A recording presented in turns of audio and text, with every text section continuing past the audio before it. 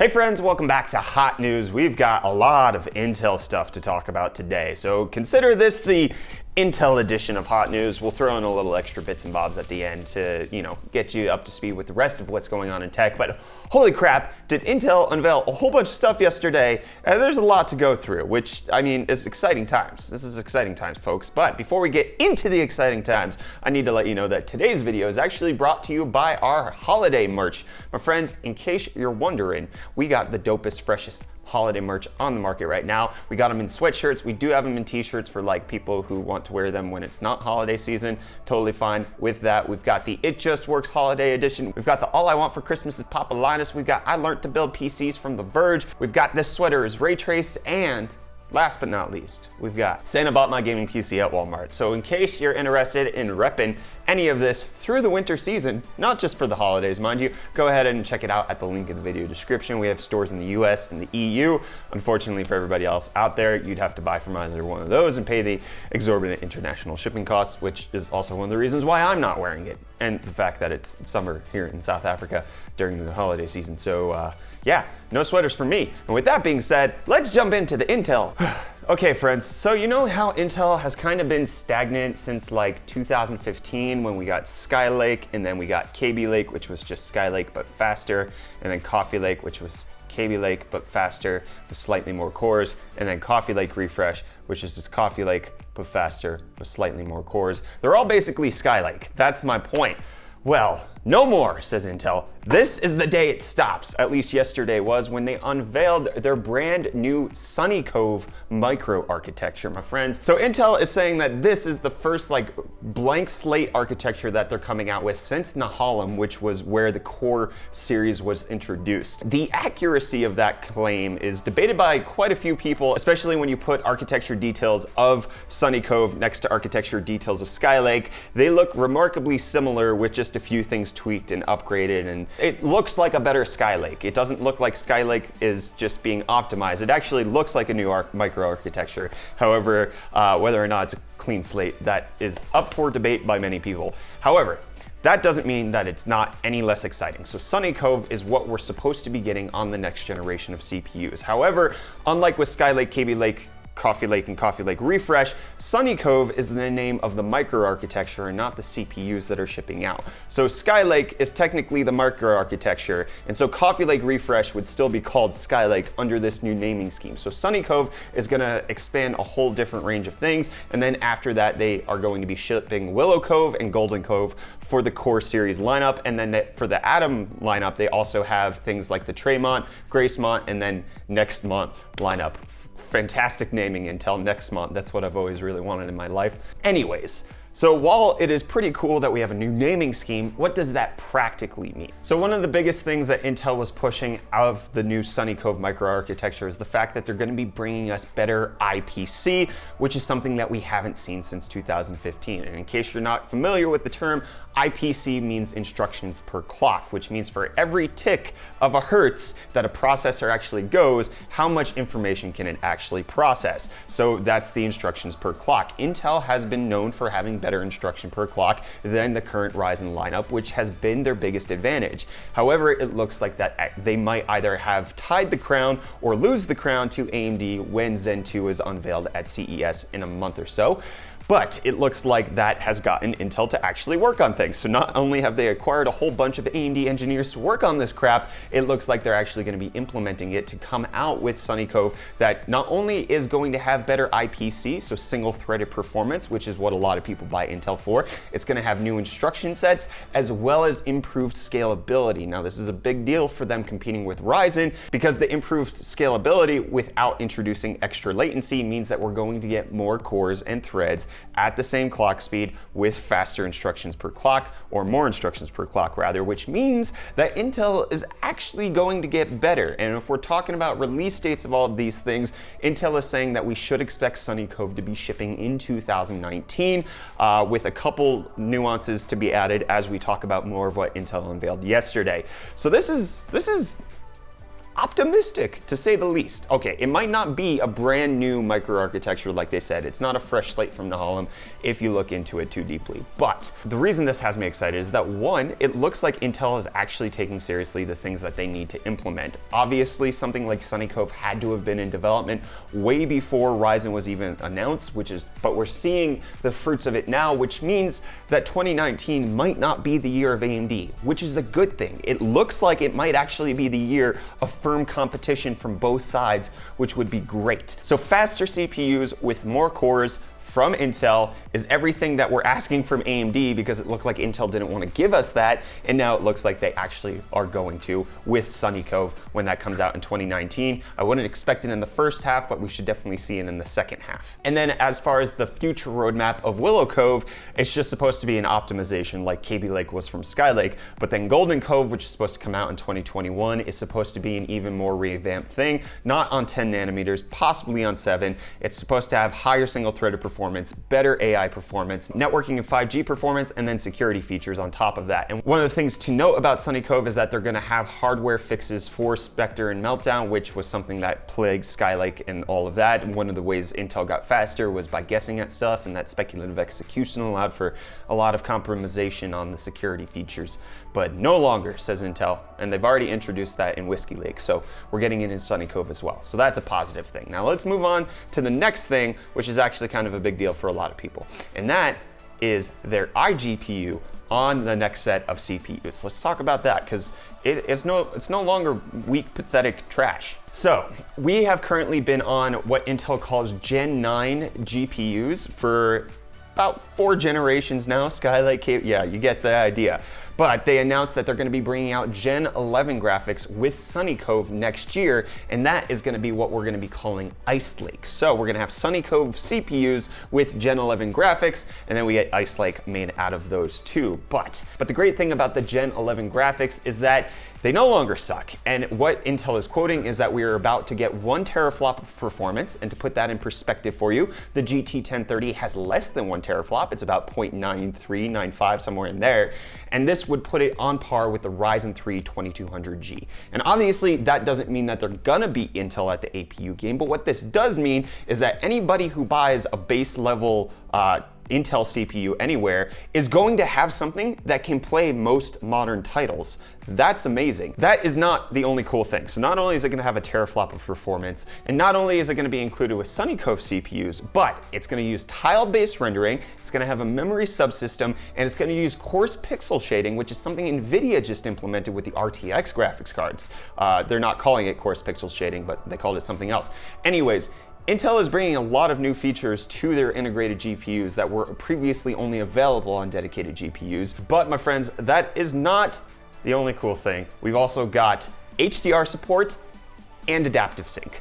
So your Intel integrated GPU will now work with a FreeSync monitor when it comes out next time. So that's pretty cool. It's not gonna work with G-Sync, but considering that FreeSync is open standard, their monitors are cheaper, you can get decent 144 Hertz FreeSync monitors, you might actually be able to play a competitive game of CSGO on an integrated GPU from Intel on an AMD FreeSync monitor and get no tearing. Good job. I'm actually excited for this. This is kind of cool. This is something that I think will help a lot of budget builders out there. This is gonna help the people who necessarily don't have enough cash to spend it on a dedicated graphics card and still get to play the games they want. Overwatch should probably be manageable. Lesser games that everybody likes to play online, those are gonna be great. Things like The Witcher, probably not, but in the Tekken demo that they did with the Sunny Cove and Gen 11 graphics, they were saying that it was running well over 30 FPS at 1080p, and compared to the Gen 9, it was just faster, which was a great thing. And that was all on a 15-watt Ice Lake U CPU. 15 watts, and they were playing 1080p. 30 FPS Tekken 7. As far as the performance of CPUs go with Sunny Cove, with this demo particularly where they also showed off the gaming, there was no mention of what type of overall improvements we're supposed to be seeing. But they did quote that you should be able to get up to 75% better performance in 7-zip, which is great for a lot of people, but it also kind of shows what Sunny Cove is going for. Not only is it going to be better at generalized computing, they're also trying to implement it so that it's more optimized for specialized computing, like compressing and decompressing with 7-zip. So Sunny Cove is bringing a whole lot of goodness, not to mention the fact that we're getting Gen 11 graphics. This is something that's exciting, my friends, and especially if it can be included on a U-series chip, laptop manufacturers better watch out, because this is holy crap. This is probably something that could kill off the MX150 from NVIDIA as far as like what discrete GPUs are. Obviously it would, because the GT 1030 is better than the MX150. Anyways, so there's that. But that is not the only bit of GPU news that we got from Intel. So not only are we getting a really decent integrated GPU, we got the unveiling of, from Raja Koduri himself, the Intel X to the power of E graphics. I don't know how to say this. Z to the power of E. Z! Intel Z graphics is what I'm gonna be calling it for the remainder of this video. That's what I've decided upon. They unveiled with the announcement of the GPU, we're not getting a whole ton of details, is that they're gonna be bringing out for data center and AI, which everybody already knew. We're gonna have enthusiasts, we're gonna have mid-range, and then we're also gonna have integrated and entry-level GPUs. So this is going to be a GPU for everybody. Intel is going to be going toe-to-toe with AMD in the consumer market. That's what the enthusiast stands for. So we should be seeing Intel actually compete in 2020 with graphics cards. You could have AMD, Intel, or NVIDIA. This is exciting times, and basically, even though they didn't give us a whole heck of a lot to talk about, they did confirm that this is actually happening, so be excited. You might be upset with Intel for their CPU stuff, but gosh dang, you should be excited about their GPU stuff, okay? Because we need a third competitor in there, just like we need a third competitor in CPUs, okay? We all need this. We all want this. Enjoy. And now to talk about probably the most complicated thing that is actually going to impact our lives from this. And I'm going to leave a link right up there to a video done by Adore TV where he talks about things like active interposers and chiplets to the extent that you might have a better understanding than what I'm going to present here. But Intel unveiled a new 3D packaging technology to build chips together and making them work in different ways called Foveros, which I'm probably pronouncing that improperly, but it stands for like awesome in Greek. I'm gonna have a hard time explaining this. Anyways, so you know how when you have a CPU, there's that green little bit, which is the silicon, that's passive. There's nothing going on there. But what Intel's gonna do is make that an active thing with through silicon vias and an active interposer where they're actually gonna be able to communicate with each other. So typically the way that a CPU works is that you just have one monolithic die on top of it, but now with the Foveros integration, we're gonna have multiple different chips that you could put together, and they're all gonna work together, reducing latency through the active interposer. And the reason that any of this matters, all of that technology, again, check out the video, check out the links in the video description to get a better understanding for yourself. The reason that any of this matters is because Intel actually looks like they're about to go back to competing in the mobile phone market as well as other places with the fact that they unveiled a CPU that has big CPUs and little CPUs. The whole point is, the reason why we should care about this is just like on mobile phones, especially with things like the Kirin 980, that's the newest one, they have big chips and little chips. They have really fast ones and really slower ones to both optimize for power as well as energy efficiency, that's the word I'm looking for, and that is exactly what Intel has done here, combining a big CPU with 4 smaller CPUs, and all of this working together so that when it's in a sleep state, it only draws 2 milliwatts of power. That's it, 2 milliwatts. And it has a peak performance of up to 7 watts, which is the largest amount that you can have in a chip that doesn't require active fan cooling. So this is gonna be something that should change the game in the years to come. They do say that this should be ready to ship in 2019 in volume, but the point behind this is that companies will be able to order this from Intel. They can build the chip however the company needs it and then sell it to them. So we actually might see a lot more phones manufactured with Intel CPUs because they can make it work like this, which would throw a wrench into Apple's plan to transition to ARM, because Intel is going to have something that's going to be very similar to what ARM CPUs are, but on the x86 instruction set, so you can still run Windows. This is a game changer in many different ways. Again, I did a terrible job of explaining the technical details, and I know you guys are going to correct me on the things I said wrong. I'm just trying to get through it. Check out the links in the video description to learn more, as well as read the comments of the people who correct me.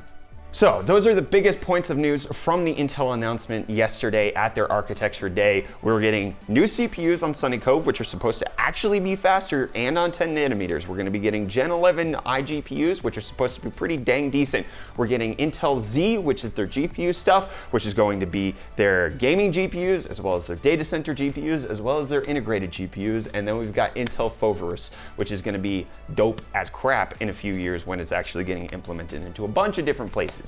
I don't know if it necessarily come to PCs. It could come to things like Ultrabooks, but we'll have to see. Anyways, that's all I have for the Intel announcements. Let's run through like 1 or 2 extra topics about other things so that you guys can have more than just Intel today, but I've already run late, so I'm not gonna waste your time. Speaking of things that are finally happening, like Intel actually being on 10 nanometers now, Final Fantasy 15 is finally getting the DLSS update. The first game with deep learning super sampling is coming out.